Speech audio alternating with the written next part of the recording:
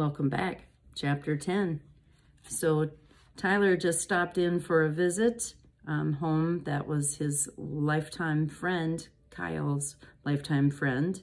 And he introduced Tyler to Max, which we thought he would be surprised to see him. But instead, we learned that at the end of the chapter, it said, for a second, Justin couldn't name it exactly, but then he realized what it was. Tyler looked angry.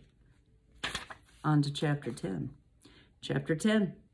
The cool morning air hit Justin straight in the face as he sped down his driveway. The gears on his bike clicked as he pedaled through his quiet neighborhood. It was still early, and he felt as if he had the whole town to himself. He'd ridden this route a million times, always alone. Today, though, he had some company. Justin looked down at the top of Max's head as the dog trotted along beside him. Justin still had no idea why Max had freaked out on Tyler last night, but the dog, his dog, seemed completely fine today. In fact, Max seemed so happy when he was running, like he didn't have a care in the world. Justin gripped the handlebars with one hand and held Max's leash in the other. Max kept pace with Justin's bike so easily that he wasn't even panting. Soon they reached the edge of the neighborhood, where the houses stopped and the woods began. Suddenly, a man walking a giant white and black dog, a Newfoundland, came around the corner. The other dog tensed up and began barking nastily. Max's ears went forward, and a soft rumble emanated from his throat. Justin was worried. Would Max flip out again, like he had at Tyler? He didn't know if he'd be able to control him without Carmen here to help. Justin came to a stop, tugged firmly on Max's collar, and said, "Max, settle," in a firm voice, just like Carmen had taught him to do. Max stopped growling on command. His body relaxed. He looked up at Justin expectantly, waiting for the next order. It was like the dog across the street didn't exist anymore. Justin broke into a huge grin, surprised and proud that Max had listened to him out in the world and not just within the safe confines of their backyard. "Attaboy, Max." They waited for the hostile Newfoundland to turn the corner. Justin studied Max's serious eyes for a moment, and a thought dawned on him. This was a dog who was trained to fight dangerous enemies in a real war. Running down a paved road in a small town in Texas had to be pretty boring for him, sort of like playing a too easy level in a video game was for Justin. Maybe it was time to raise the stakes. "You bored, huh?" Justin said to Max, who just looked at him mutely, his eyes eager. "You ready to show me what you got?" At the sound of Justin's voice, Max cocked his head to the side and waited. "Sit." Max sat. Hesitantly, Justin leaned down and unhooked the leash from his collar. If Max ran off or didn't listen, Justin would be in huge trouble with his dad. But the chance that this could be awesome was worth it. "Stay." Max stayed. "Listen, Max, you mess up now, you're grounded for life. You hear me?" The dog sat perfectly still, as though he understood everything Justin had said. Justin rolled up the leash and jammed it into his sweatshirt pocket. With a deep breath, he took off, pedaling as fast as he could and steering his bike towards the woods. He looked down to see if Max had kept up, but the dog was gone. A sinking feeling landed in Justin's stomach as he screeched his bike to a halt. He whipped his head around in panic, searching for Max. Max was sitting in the road, exactly where Justin had left him, waiting patiently for his next command. His eyes were locked on Justin. That's when Justin realized that he'd told Max to stay, so that's what Max was doing. Nothing was going to sway this dog from his duty. Justin's chest swelled with pride. "Max, come," he called. Max shot toward him, crossing the distance between them in a millisecond. Together, they headed towards the forest. Justin pedaled as hard as he could, steering his bike over crunching leaves and around jagged rocks. Max ran at his side, leaping easily over roots and zigzagging through the trees. Max looked as though he was barely breaking a sweat. He just seemed happy, relaxed, and free for the first time in weeks. Justin felt almost the same way. Justin and Max skidded into the bike park where riders raced up the wooden ramp and launched themselves into the air. "What's up, hombre?" Chew called out and biked up to Justin. "Hey, Chew." Justin gave him a grin. Max gave the smallest wag of his tail and looked up at Justin's best friend. Chew looked down at Max. "Hey, Max, don't hurt me, man," he joked. The boys watched Carmen zip up the side of the makeshift wooden ramp and make a clean jump. She rode over to them. "Hey, Justin," she said with a smile. She shook out her hair as she took off her helmet. "Hey, Carmen, you looked pretty cool out there." "Thanks." Carmen hopped off her bike, eased it onto the ground, and knelt down next to Max, who sat at Justin's side. She held out her hand and let him smell her palm. "Hey, Max, we in a better mood today, pal?"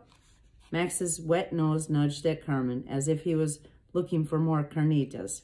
Justin could tell that Carmen really knew how to get along with dogs. Justin was surprised at how happy he was to see her, and how normally she was treating him, especially after the weirdness of dinner and the awkwardness of sitting in the car with Justin's mom, who had driven Carmen home last night. Carmen had every reason to want nothing to do with Justin today, but instead she was being totally chill. Justin realized he was staring at her and she was just smiling at him. Chew looked from Justin to Carmen and back and rolled his eyes. "Yo, Justin, I was gonna call ya," Chew said, "but I didn't want to call your house in case your dad answered. Why don't you get a cell phone and join the 21st century? "Ha, I would," Justin grumbled, "but my dad won't buy me one." Carmen shot him a sharp look. Justin said with a grin, being the fine, upstanding gentleman that he is. Carmen punched Justin playfully on the arm. "Stop it with the sarcasm, would you? Your dad's not so bad." Max snapped to attention when Carmen hit Justin. He hopped to his feet and stepped closer to Justin, as if to protect him. Max began sniffing at Chew, who made an exaggerated, scared face and took a big step backwards. "Justin, man, you have got yourself the ultimate guard dog," Chew said. "I heard he tore up your brother's friend last night. Had his teeth all up in his throat." Chew pretended to claw at his own neck and made it sound as if he were getting strangled. Max looked confused. Justin cracked up, genuinely laughing for the first time since he could remember. He patted Max on the head reassuringly. Even Carmen had to smile at her cousin's antics. "Chew, man," Justin said. "Sometimes I wish I could be you, just so the world would be so awesome all the time." "The world is awesome, dude," Chew replied with a sideways grin. "Y'all just have a bad attitude. Crazy awesome things are happening all the time." "Yo, Justin," a trio of voices called out from across the clearing. It was a group of boys who were a couple of years older than Justin. They stood up on their pedals, lingering at the top of the path that led deeper into the woods. We're hitting cutters. Run, come on." "Cool," Justin shouted back. "Catch up with you in a minute." "Catch up?" Carmen asked in surprise. "To those guys? On that trail?" Justin shrugged, enjoying his chance to show off a little. "Why not?" he replied as he snapped on his bike helmet. "What about Max?" she asked, sounding a bit worried. Max stood at attention by his side. His mouth was open and his tail wagging with excitement. "Keep up if you can, boy." Without another word, Justin spun his bike around, shot forward onto the steepest ramp in the clearing, and executed a perfect jump, landing with hardly a sound. His shock absorbers bounced with his weight. Max sprinted close by, following Justin between two trees and down a narrow path that sloped sharply downward. Justin glanced back to see that Carmen's eyes were wide with disbelief. Chew took one look at her and burst out laughing. "Oh, I see. Looks like you don't know my boy Justin too well yet." "I know your boy has problems," she replied with a shake of her head. "Come on, let's go see how bad his problems are," Chew said as he pushed off to follow Justin. Carmen hopped on her bike and pumped her legs to catch up with Chew, Justin, and Max. Now that Carmen was following him, Justin sped up, ready to demonstrate his skills. He loved the moment when the trees closed in all around him. It was as though someone had pulled a shade down over the day, sealing him inside the bright green forest. Light filtered down through the trees and sounds were muted. Justin breathed in sharply through his nose, the pungent scent of wet leaves and dirt filling his nostrils. He rode hard, easily catching up with the older boys in front. Max darted along by his side, his paws barely touching the ground, his tail pointing straight upward. It was almost as if Max already knew every rock and root in the woods. He leaped and sidestepped and hopped through the rough terrain. Justin avoided the bigger boulders and lifted his wheel over the tangled roots that crisscrossed his path. Together they zigzagged down the steep hill. Justin could hear the boys whooping and hollering in front of him and Chew gasping for air behind him. Justin and Max rounded a curve and headed down an even steeper stretch of the trail. One of the boys fell. Another swerved to the side, kicking up dirt as he braked. The third kid looked like he was about to collapse from exhaustion. But Justin felt awesome. He raced them past them all, Max by his side. They barreled downhill, picking up speed. "Yo, Justin," one of the boys called. "That's Cutter's Doom, man. Stop!" Carmen and Chew skidded to a halt by the group of boys. "Justin, stop!" Carmen called after him, but Justin had no intentions of stopping now. He and Max headed down a particularly steep grade, then using the downhill momentum, Justin hurtled forward up the next hill. He was pumping harder than ever. He reached the top and crested the mount. For a millisecond, he felt suspended between up and down, released from gravity, perched on top of the world. Then he tipped forward and headed downhill again, straight for the edge of a cliff, straight for the drop-off known as Cutter's Doom. Justin and Kyle had ridden in these woods together as kids, often with Tyler by their side.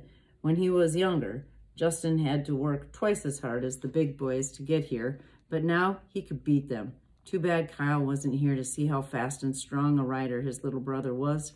Every time they approached Cutter's Doom, Tyler would egg Kyle on, prodding him to make the jump. It was a legendary leap, about 20 feet across a ravine that must have been 50 feet deep.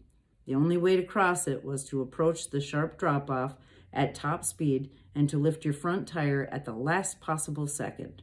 There was no room for hesitation, no margin for error. Only one or two kids they knew had ever jumped Cutter's Doom. Kyle had always waved off Tyler when he dared him to try it. Even as a kid, Justin had noticed that Tyler never volunteered to give it a go. Though Justin had never said it out loud to Kyle and Tyler, he always told himself he'd make the jump one day. The last time the three of them had come out here together, not long before Kyle and Tyler enlisted, Justin swore to himself he was going to do it right in front of them. But then his bike got a flat tire, and Tyler and Kyle had to take turns carrying Justin's bike in one hand as they steered their own bikes with the other, and Justin walked home. Justin never felt like trying again after that. At some point, after Kyle shipped out to Afghanistan, Justin stopped even thinking about it. Yet today, for the first time in ages, Justin wanted to try it. He felt he had to try. Even though Kyle wasn't here to see it and would never be here to see it, it felt to Justin as if he was doing it for his brother.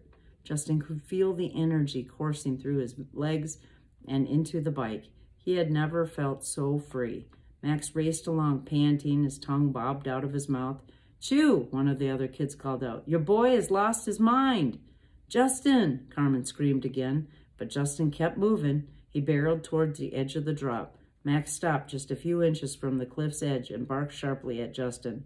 Justin didn't stop. At the last second, he pulled up on his handlebars, not looking down at the deep abyss below.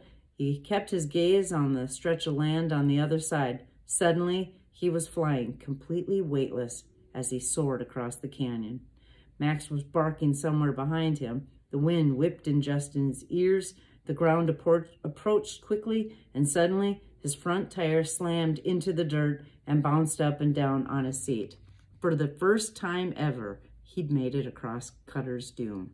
"Wahoo!" Justin shouted, pumping a fist into the air. His chest heaved, and he bent over to catch his breath. His legs and arms tingled with adrenaline.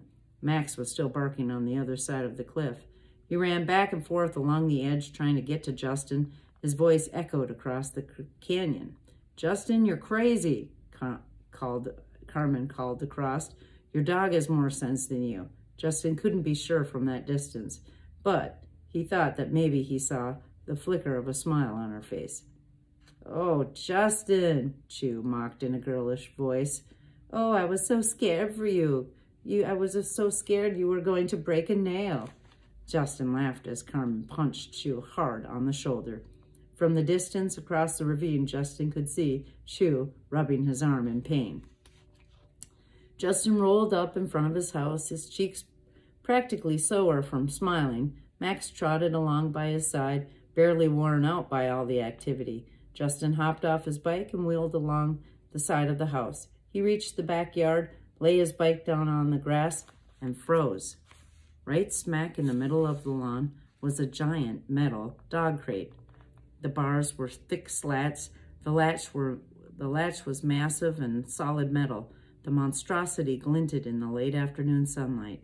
Justin knew exactly who was to blame for this. He walked Max over to the crate, swung open the wide door, and urged his dog to go inside. "Go on, boy, get in there," Justin said gently. Max hesitated, sniffing cautiously at the floor of the crate. "It's okay, buddy, go on." Max stared up at him with sad eyes. "Inside, Max." Justin couldn't look at him. He turned away until Max had slunk into the crate. Justin shut the door firmly behind them and slipped the latch into place. "Be right back with some water," he said, snatching Max's water bowl from the ground. Justin stomped into the house, clenching and unclenching his fists. His dad sat at the kitchen table reading the paper. "It's for his own good," his dad said before Justin even had a chance to speak. Justin opened his mouth to say something nasty, but no words came out. What was the point? He knew his dad well enough to know that he wasn't going to budge on this. Justin dropped Max's bowl into the sink and filled it to the brim. He carried it to the door, purposely slushing water onto the floor as he went. Just before he could step back outside, his dad said, "I expect you to work after the holiday, 8 o'clock sharp." Justin kept his back to his dad. He gritted his teeth together to stop himself from saying anything he'd regret. "You need to start pulling your weight around here, Justin." Justin didn't respond. He stepped through the back door and kicked it shut behind him, headed for Max's new cage. And that's the end of Chapter 10. Thanks for joining us. See you next time.